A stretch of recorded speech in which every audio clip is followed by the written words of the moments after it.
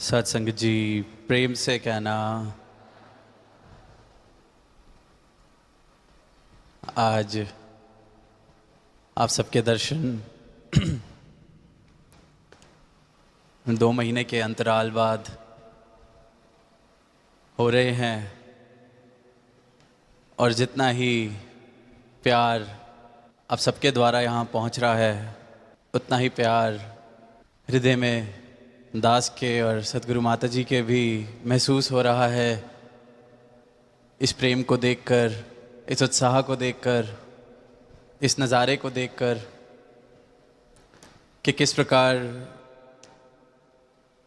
यहाँ जैसे ही आगमन हुआ तो अभी से ही वो समागम की महक, सेवा की महक, खुशहाली की महक, सतगुरु की कृपा की महक यहाँ इन समागम ग्राउंड्स में फैली हुई है। और यही उत्साह, यही प्रेम जहाँ जहाँ भी पिछले 2 महीनों में जाने का अवसर प्राप्त हुआ, जिस शहर, जिस देश, वहाँ जो ये परिवार सतगुरु का इसी उत्साह के साथ वहाँ भी ये समागमों के रूप बने, सेवा का अनेक अनेक तरहों की सेवा संतों ने निभाई, बड़ों ने, बुज़ुर्गों ने, नौजवानों ने, बच्चों ने, और चंद वर्षों में ही वहाँ भी परिवार का विस्तार होता सभी को महसूस होने लगा है। जहाँ पहली बार जाना हुआ, वहाँ से अब इस तरह की अरदास के सच्चे पातशाह यहाँ भवन बख्शा जाए, संगतें बढ़ रही हैं। तो ये जो आवाज़ सत्य की एक एक संत अपने जीवन द्वारा दे रहा है, सतगुरु की शिक्षाओं के अनुसार अपना जीवन जी के, ये भक्ति भरा जीवन जी के, तो जहाँ भी जाने का अवसर मिलता है, किसी से भी बात करने का अवसर मिलता है, तो यही एहसास कि हम कितने ही भाग्यशाली, कि इतनी बड़ी दौलत कितने सहज में हम सबके हिस्से आई है। क्योंकि संसार में जहाँ जहाँ भी, क्योंकि हर समागम पर संतों ने सुकून की बात की, वहाँ पे पीस विदिन के ऊपर विचार, गीत, और कोई भी जो पहली बार इस संदेश को सुन रहा था, पहली बार सत्संग में शामिल होने का किसी को अवसर मिला, हर एक से यही भाव सुनने को मिले कि ये जीवन में अगर सुकून आ जाए तो फिर और चाहिए ही क्या, और फिर रह क्या जाता है। दुनिया की सारी उपलब्धियां हासिल करने के बाद भी सबके यही भाव, चाहे कोई भी देश हो, कोई भी शहर हो। सतगुरु के प्रवचन जिसने सुने, जिसने कहा ये जीवन में आ जाए तो जीवन ही बदल जाए। और वाकई ही एक एक स्थान पर जो संदेश सतगुरु के द्वारा दिया गया, जीवन में उतरने लग जाए तो वो जीवन स्वर्ग से कम नहीं, सुकून से कम नहीं। ऐसे ही भाव एक समागम पर जीवन को किस तरह से खुशहाल बना जा सकता है, किस तरह से सुकून की तरफ ये यात्रा और बढ़ाई जा सकती है। सतगुरु माता जी ने कहा कि जैसे पहाड़ हैं, वहाँ रास्ते नहीं होते, पर पैदल चल चल कर पगडंडियाँ बन जाती हैं। फिर वही पगडंडियाँ थोड़ी और बड़ी हो जाती हैं, वहाँ साइकिलें चलने लग जाती हैं, स्कूटर चलने लग जाते हैं। फिर वहीं पक्की सड़कें बन जाती हैं, तो रोड्स पर फिर गाड़ियाँ, ट्रक, फिर वही विस्तार उस रूप में उन पगडंडियों का इतना बड़ा हो जाता है कि कहाँ पहले सिर्फ एक पैदल यात्री चल रहा है, अब बड़े बड़े व्हीकल्स, बसें, तो सच्चे पातशाह ने कहा कि अपने जीवन में भी दुख को पगडंडियां ना बनाने दें, नेगेटिविटी को पगडंडियां ना बनाने दें, क्योंकि वो छोटी छोटी नेगेटिविटी, छोटे छोटे भाव, वैर के, नफरत के, ईर्ष्या के, निंदा के छोटे छोटे भावों से कहीं ये पगडंडियां इतनी बड़ी ना बन जाएं कि फिर दुख का ही आना जाना मेरे जीवन में चलता जाए। कहा कि अगर रास्ता बनाना है तो सुख के लिए, अपने जीवन में कुछ अगर नहीं दिख रहा जिससे सुखी हुआ जा रहा है, तो साथ वाले के जीवन में देख के अगर सुख दिख रहा है, उस सुख में खुद सुखी होना शुरू कर दो। तो वो जो छोटी छोटी सुख की पगडंडियां अपने लिए बनाओगे, सुकून की पगडंडियां अपने लिए बनाओगे, वो बड़े बड़े हाईवे सुकून के, सुख के जीवन में कब सहज में बन जाएंगे और जीवन फिर वाकई ही सुख और आनंद भरा हो जाएगा। और वही हालात सारी दुनिया में, दुख पे नजर है, दुख अपना नहीं, इतना बड़ा भी नहीं, इतनी बड़ी बात भी नहीं, फिर भी पकड़े रखना, तिनके का पहाड़ बना देना, कोई बात ना भी हो तो जबरदस्ती की बात बना देना, और फिर चाहत है कि सुकून जीवन में आ जाए, सुख जीवन में आ जाए। इंसान ये यात्रा कर रहा है पर बेखबर कि इस यात्रा में आखिर जा कहाँ रहा है, पहुंच कहाँ रहा है, चाहता क्या है, क्या नहीं चाहता। ऐसे ही एक छोटी सी कहानी दास ने भी कहीं किसी समागम पर साझा करने का अवसर मिला कि एक बाज़ार में बहुत तेज़ एक घोड़े पर सवार एक व्यक्ति बाज़ार से दौड़कर जा रहा, घोड़ा बहुत तेज़ दौड़ रहा, तो जो 7 लोग खड़े थे बाज़ार में, उसमें से एक उसके जानने वाला, उसने ज़ोर से आवाज़ मार के पूछी कि इतनी जल्दी में कहाँ जा रहे हो। तो वो घोड़े पे सवार जो इंसान है वो कहता है कि घोड़े से पूछो, मुझे नहीं पता मैं कहाँ जा रहा हूँ, वो घोड़े से ही पूछ लिया जाए। तो जीवन पर हम सब भी सवार हैं बहुत तेज़ गति में, पर जा कह रहा है इंसान,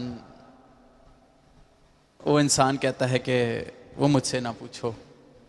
क्योंकि जहाँ जा रहा है तो वहाँ रूप इसी प्रकार का दिख रहा है कि पतन की तरफ दिशा ले ली है मानवता ने। हमारे रिश्ते, हमारे सगे, हमारी मित्रताएं, सब में से प्रेम कहीं कम होता जा रहा है, और फिर यही शिकवा बन जाता है कि जीवन में प्रेम नहीं तो सुकून कहाँ से आएगा, कहाँ से फिर खुशियाँ आएंगी। और इसका बहुत बड़ा कारण है कि हम दिल की बात दिल से नहीं करते, मन में जो भाव हैं उनको कह नहीं पाते, जिससे जो कहना चाहिए उसके अलावा सारी दुनिया से कह देंगे। किसी ने अगर कोई गलती की है तो उस गलती को बढ़ा चढ़ाकर दुनिया में उसका ढिंढोरा पीट देंगे, पर शायद उससे बात नहीं कर पाएंगे। तो फिर शायर की वो पंक्तियां हैं कि गैरों से कहा तुमने, गैरों से सुना तुमने, कुछ हमसे कहा होता, कुछ हमसे सुना होता। कि जो गैर था उसको इस प्रकार से निमंत्रण दे दिया इस रिश्ते में, कुछ हमसे ही कह दिया होता, कुछ हमसे ही सुन लिया होता। तो अपने रास्ते में हम खुद ही दीवार बनकर, पत्थर बनकर बैठे हैं। जहाँ जहाँ भी आत्ममंथन किया जाएगा, जब जब भी आत्ममंथन किया जाएगा कि मेरे जीवन में अगर आनंद की, सुकून की कमी है, तो उसका कारण सिर्फ और सिर्फ मैं खुद हूँ। जिस पल, जिस वक्त ये एहसास मुझे हो जाएगा और मैं खुद को हटाना शुरू कर दूंगा, तो फिर वही सुकून वाला रास्ता, वो छोटी छोटी पगडंडियाँ, फिर वो सुकून के सुख के बड़े बड़े हाईवे मेरे जीवन में इस प्रकार बनने शुरू हो जाएंगे, जिन बातों को एक पल भी ध्यान देने की ज़रूरत नहीं, उन बातों को मैं पूरा पूरा दिन सोचकर बिता देता हूँ। किसी के कुछ कहने पर जो मेरे जीवन में जिसका कोई भी मोल नहीं, ऐसे किसी इंसान के भी शब्दों पर मैं सोच सोच कर पूरा पूरा दिन बिता देता हूँ। तो सुकून कहाँ से आएगा, सुखी कहाँ से होएंगे? कभी कभी तो ऐसा लगता है कि इंसान कहता ज़रूर है कि मुझे सुखी होना है, मुझे आनंद चाहिए, मुझे सुकून चाहिए, पर लगता है ये सिर्फ शब्द हैं, क्योंकि जो कार्य, जिस तरह के कर्म इंसान करता है, डिसीजंस इंसान लेता है, चुनाव इंसान करता है, वहाँ से लगता है कि शायद इंसान को सुख से, आनंद से कुछ खास प्यार है नहीं। उसको दुखी होना ही पसंद है, परेशान रहना ही पसंद है, कुढ़ना ही पसंद है। आदत बन गई है बेकार की बातों पर उलझ जाने की, और फिर खुद उलझ कर दूसरों को उलझाने का भी मन करता है। कहीं सुना कि किसी जंगल में एक गधे ने एक हाथी से कहना शुरू कर दिया कि इस हाथी का, इस जंगल का राजा शेर नहीं, मैं हूँ। तो हाथी ने एक दो बार कहा कि ये कैसी बेवकूफ़ों वाली बातें हैं, ये जंगल का राजा तो शेर है, क्यों ऐसी बातें करके अपना समय ख़राब कर रहे हो। फिर कुछ दिन बाद वो गधा मिला, फिर वही बात कि हाथी तू समझ जा कि अब इस जंगल का राजा मैं हूँ। 5-7 बार हाथी ने समझाने की कोशिश की, कहा कि तुझे सज़ा हो जाएगी, इस तरह के गुनाह मत कर, इस तरह की बातें मत कर। पर अब हाथी से रहा नहीं गया, पहुंच गया शेर के दरबार में, कहा कि मुझे सज़ा दिलवानी है इस गधे को। अब केस शुरू हुआ, वहाँ सुनवाई हुई, गधे को भी पेश कराया गया और हाथी ने सारा बयां शेर के आगे रखा कि राजा, यहाँ ये गधा पूरे जंगल में कहता फिर रहा है कि वो जंगल का राजा है, आपकी तौहीन में ऐसे ऐसे शब्द बोल रहा है, मुझसे सहा नहीं गया, इसलिए आपके सामने इसको पेश करवाने की गुजारिश की, इसको सज़ा दी जाए, आप फैसला सुनाइए। सब कुछ सुनने के बाद जब शेर ने फैसला सुनाने की बारी आई तो कहा कि सारी बातें सुनने के बाद मैं सज़ा सुनाने के लिए तैयार हूँ, इस हाथी को 6 महीने के लिए जेल में डाल दिया जाए। वहाँ सारे हैरान, अब हाथी भी हैरान, कहता है कि जहाँपना ये क्या?